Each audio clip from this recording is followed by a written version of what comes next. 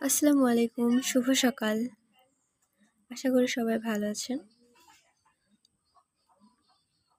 এই যে দানাগুলো দেখছেন না, এরকমই অর্থাৎ কথা দিয়ে বোঝানো হচ্ছে যে আপনার হায়াত ততদিন পর্যন্ত থাকবে বা আপনি ততদিন পর্যন্ত জীবিত থাকবেন, বেঁচে থাকবেন, যতদিন পর্যন্ত আপনার রিজিকের একটা সরিষা পরিমাণ দানা বেঁচে থাকবে। ঠিক আছে, আপনার জন্য নির্ধারিত পরিমাণের একটা খাদ্যের আল্লাহ সৃষ্টি করেছেন, সেটা যতদিন পর্যন্ত একটা সরিষা পরিমাণ পর্যন্ত থাকবে ততদিন পর্যন্তই আপনি বেঁচে থাকবেন। তাতে আপনি যেভাবেই থাকুন না কেন, আপনার শেষ নিঃশ্বাস ত্যাগ হবে তখনই যখন আপনার রিজিকের ভান্ডার শেষ হয়ে যাবে।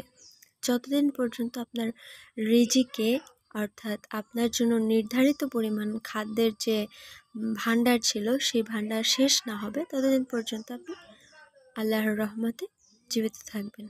সুতরাং আমাদের কি বোঝা উচিত? আমাদের শুকরিয়া করা উচিত, তাই না? সব কিছুতেই একটা নির্দিষ্ট পরিমাণ করে দেওয়া হয়েছে।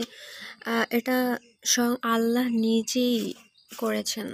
সো আমাদেরকেও সেটা বুঝে শুনে পরিমাণ মাফিক সমস্ত কিছু ইউজ করা উচিত, তৈরি করা উচিত বা খরচ করা উচিত, তাই না?